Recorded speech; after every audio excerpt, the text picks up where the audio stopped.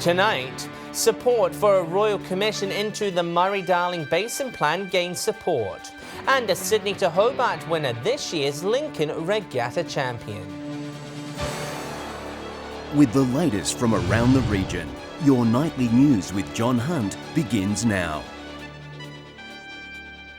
Good evening. Broken Hill's local member says a royal commission into water management is a matter of if, not when. It comes after the New South Wales Nationals backed the idea.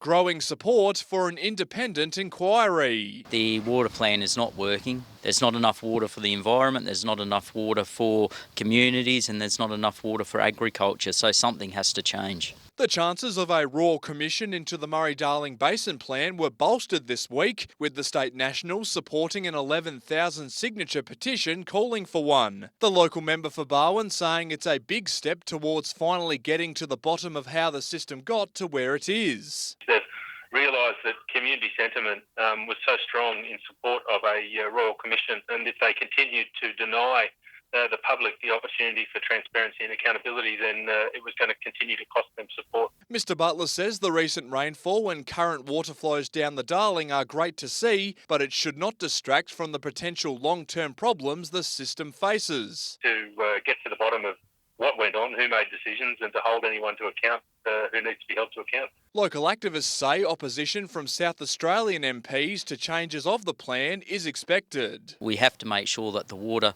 that is available for communities, not just to run out to sea. Patrick Reinke, 7 Spencer Gulf News. A new Bank SA State Monitor report shows rural businesses are confident about the next 12 months.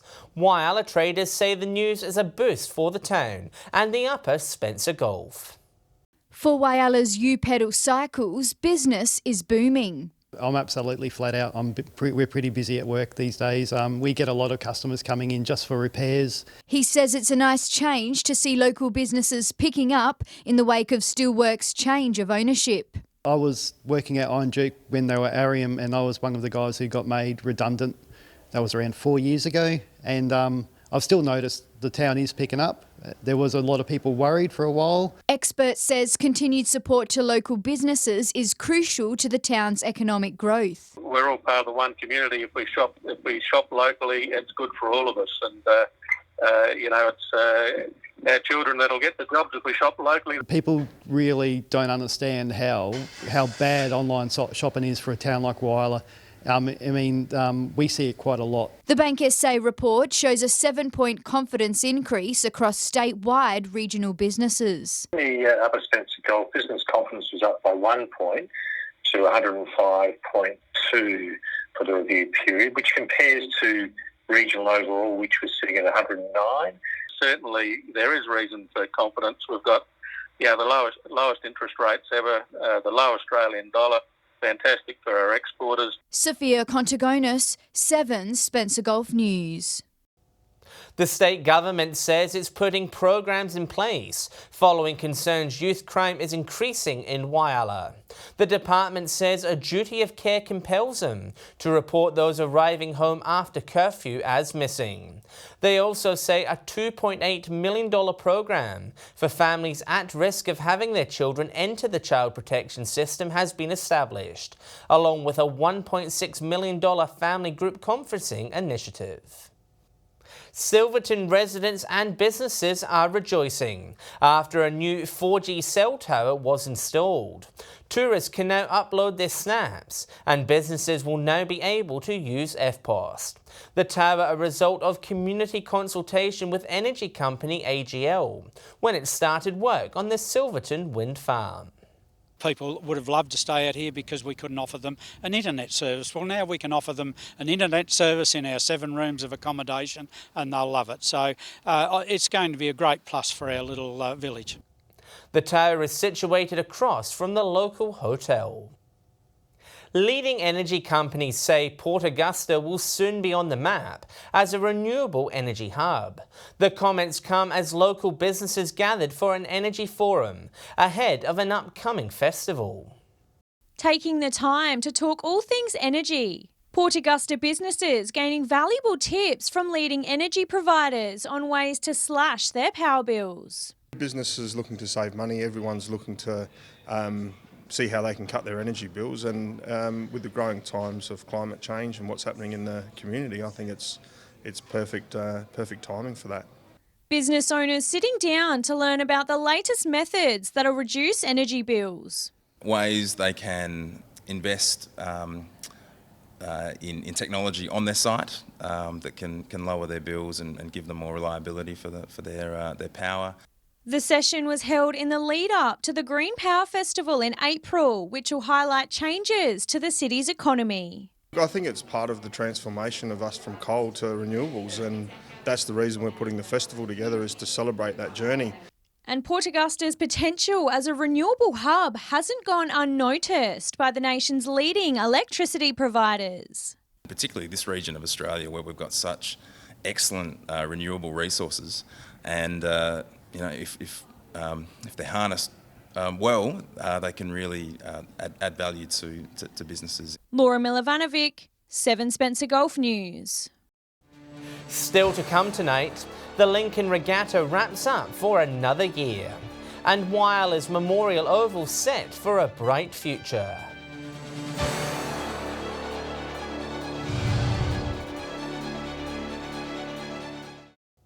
Welcome back. Sydney to Hobart winner Ichiban has won this year's Lincoln Week Regatta. The Maxi won by the skin of its teeth, with perennial contender Secret Men's Business close behind. In red-hot form, Matt Allen's Ichiban claims victory for the second year in a row. It was close, but certainly I know that Matt Allen is very happy to have come away with a win.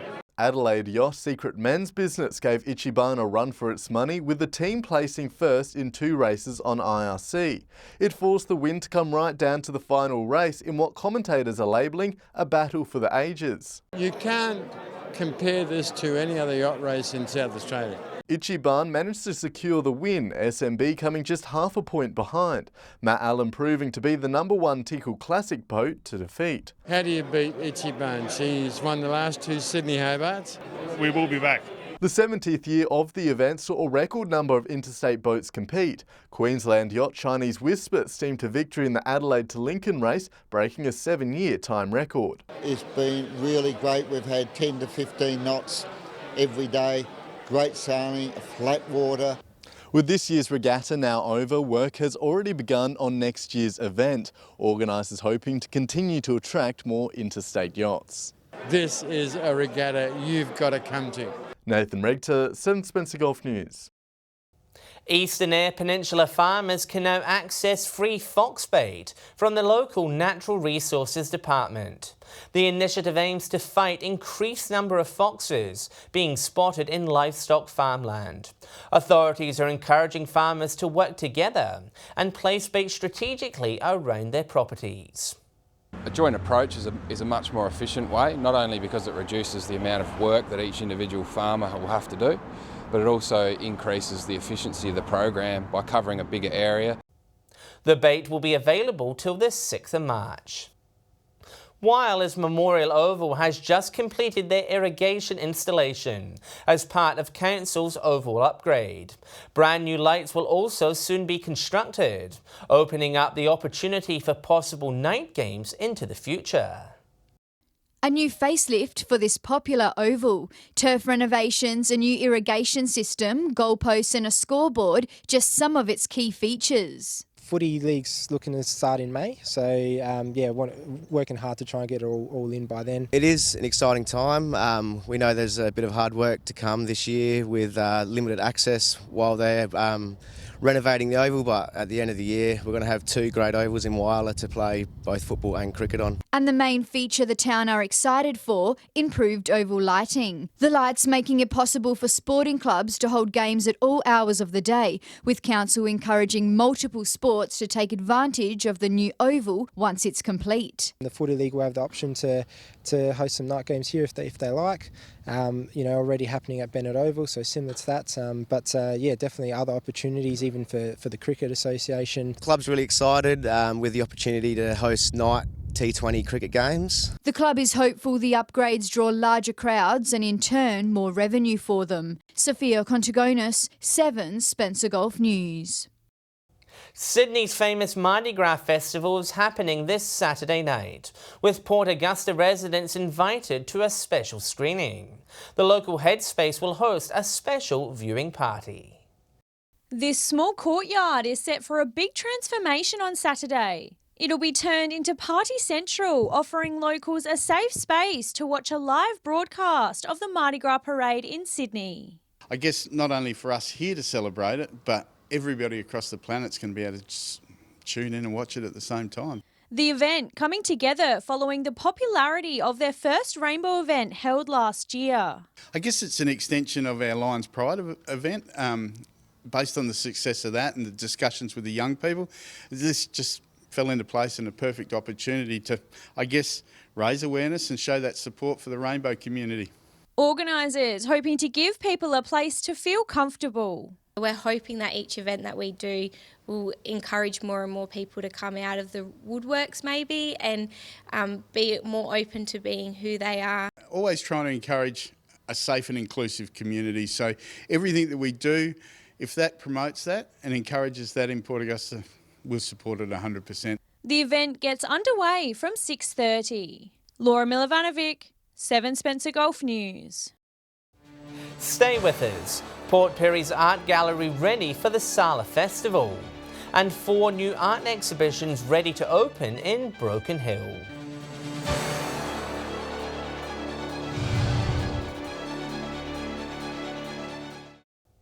Port Pirie's Regional Art Gallery is gearing up for a big month, showcasing exhibits as part of the Sala Festival. The gallery's focus is on cultural awareness, educating visitors on Indigenous art. A few different faces will be spotted at the Port Pirie Tourism Centre, with upcoming exhibitions fast approaching in the art gallery section. We'll have an exhibition here in the gallery which will be showcasing local artists. Sala Festival is a great opportunity for everybody to be involved, so we're really excited about that.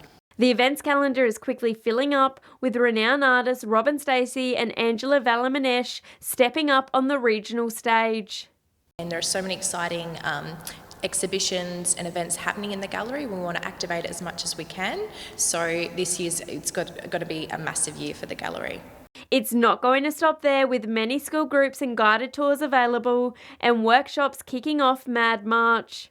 A lot of really great outreach programs for tours, schools, workshops, so yeah, very exciting.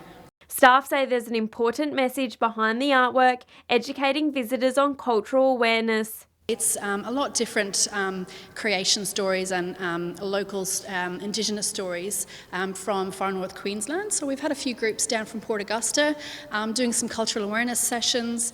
More information on the upcoming exhibitions can be found online. Shari Hams, 7 Spencer Golf News. And the Mari Ma Indigenous Art Awards are just about to start down at the Broken Hill Art Gallery. Our reporter Patrick Reinke earlier today got a sneak peek at this year's entrance.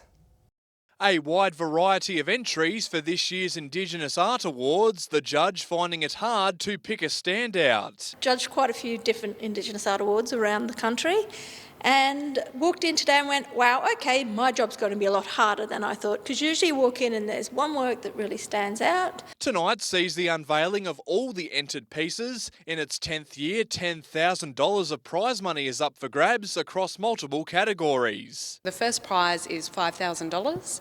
There's a second prize, there's a Women's Award, there is an Encouragement Award and a Young Artists Pack as well. To celebrate the 10-year anniversary, the Art Gallery is hosting a car park party tonight, featuring live music and plenty more. Organisers saying the event is a great opportunity for the region's Indigenous artists to showcase their work. To be able to, as an emerging artist and even more established artist, to be able to actually have your work showcased by your own community, to your own community, is vitally important. 3 more exhibitions also open in the gallery tonight. Patrick Reinke, 7 Spencer Golf News. Whyalla City Council has updated locals on this year's strategic management and master plans. Council put forward 13 different master plans to the public, asking them which projects they best support. We're really looking towards how we see Whyalla developing over the next 10 years, and so the plans that we have, some we may do in the short term if that's the community wish. But most of it that we heard tonight was about looking after roads and footpaths and the basics and providing money for that. More information is listed on Council's website, with public submissions closing on Thursday the 12th of March. Organisers of Port Broughton Seafood on Spencer Festival are calling for volunteers to help them set up the event on Good Friday. The festival is expecting more than 1,000 attendees, with tickets already selling out. Organisers are encouraging community members to get involved, calling the festival a game changer for the region. The Port Pirie Library will celebrate its 60th birthday this weekend. While technology has changed throughout the decades, staff say they still prefer a good book. Plenty has changed since the 1960s, but Port Pirie's library is still thriving. This town was very fortunate. We were the second country public library formed in the state. Augusta was the first, but Port Pirie was the second. They'll celebrate the special occasion with a family fun day this weekend. Actually opened 60 years ago by the Premier of the day, Sir Thomas Playford, at 4:30 in the afternoon on the 25th of February. So this Sunday, the 1st of March, we thought we'd celebrate. Staff say that this local library is an integral part of the region that should be cherished. It's a very important community space for our city and region, and it just gives people an opportunity to be exposed to many different voices from many different places and times. They're also making a conscious effort to keep up with the times.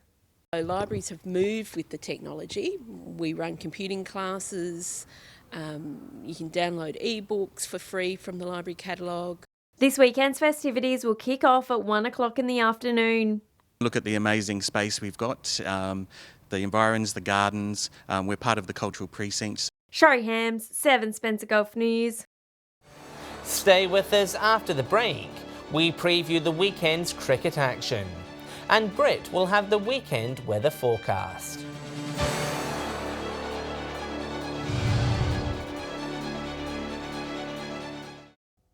Hello again. Broken Hill's golf season tees off tomorrow, with players excited for the upcoming competition. The season will run across the winter. Saturday's event is a 4-person Ambrose medley, giving golfers a chance to ease back into the game. A strong number of players putting their names down this year. We've got some tremendous golfers out here, very talented fellas, and we'll probably have 80 tee off in the morning. Recreational golfers won't be able to play when comp matches are on. To cricket now, and its grand final weekend in Port Augusta, while finals action heats up across the region. Here's our experts with their tips. Hello and welcome to the final minor round of Port Pirie cricket. At Port Oval, it's Port Germain up against Solly North. Both sides will be looking for strong performances going into next week's finals. I'm tipping Port Germain. At Memorial Oval, it's Southport taking on Wandera. Wandera will start this match as firm favourites. Southport will be hoping for an upset in this their final match of the season. I'm tipping Wandera. Yeah, g'day and welcome to the Port Augusta Grand Final cricket tips. The last game sees a replay of last year's Grand Final, Corn versus South Augusta. Obviously last year South Augusta won. This year the Grand Final is going to be in Corn. Alex Osking has been in fine form. South Augusta have been the best team all year. But in Corn, I'm going to lean towards Corn to beat South Augusta. So there's my cricket, there's my tips, Corn to beat South Augusta. Hello and welcome to round 12 of the Whyalla Cricket Association. The first game sees Central Whyalla take on South Whyalla. I'm tipping Centrals to win this one, even off their loss on the weekend. The second game on Sunday sees North Whyalla take on Rupina. I'm tipping North Whyalla in this one on the back of the form of Big Popper Quist. Welcome to Centenary Oval for the last cricket tips of the minor round. Southern Air this week will take on Waybacks out at Wangari. Be a really good game of cricket. Southern Air beat top of the table Tasmans last week. Going to tip Southern Air to be too strong at home. Out here at Centenary Oval, Tasmans and Lincoln South. Lincoln South's last match for the season. Going to tip Tasmans to get over the line and claim the minor premiership. And in the final game, Charlton and Todd River. Really big game of cricket this one. Todd River finished for the season, but Charlton be looking to take some winning form into the finals. Going to tip Charlton to get over the line. Thanks for listening to the Port Lincoln Cricket Tips. Semi-finals time in Broken Hill cricket this weekend with North taking on South. North missing out on the minor premiership last weekend by 0.12%. A little bit stiff there, magnificent finish to the end of the minor round. Fair bit of pressure on Tobias Hack and the North batting this weekend. But in saying that, South batting will need to improve significantly on their last few efforts. I'm predicting North will go into the grand final. But if Tobias Hack was to fail with the back, the Southerners could be in with some sort of show. And with a look at the weather for the upcoming weekend, here's Britt. Thanks, John, and good evening, everyone. 30 was the high today at Port Pirie, Port Augusta and Broken Hill 27, Whyalla 24, Port Lincoln 23. We saw fairly clear skies about northern areas today under a building ridge of high pressure, with low cloud moving about the coast in the wake of a cold front and bringing the odd shower. Moving on to tomorrow now, winds south to southeasterly on the Gulf waters, moving at 10 to 15 knots, with seas around 1 metre. Sunrise tomorrow just after 7 a.m, with sunset at 7:53. It's looking to be a bright and sunny day, apart from a little cloud over the lower Eyre Peninsula. Woodnut with an expected top of 33 degrees, Port Augusta and Corn 32, Broken Hill and Port Pirie 30, Clare and Kadina 29, Whyalla and Cleve both 28, Coffin Bay with a top of 27 degrees tomorrow, Port Lincoln 25. Showers at Port Lincoln on Sunday with a mostly fine start to the new week. Cleve and Woodnut both partly cloudy Sunday, Monday and Tuesday. A similar forecast for Whyalla, Port Augusta and Kadina, all partly cloudy. A warm day at Port Augusta on Sunday though, with an expected top of 37 degrees. Port Pirie and Clare both fine and partly cloudy Sunday and the start of next week. Broken Hill sunny and 35 on Sunday ahead of a fine day on Monday. And John, that's your weekend weather.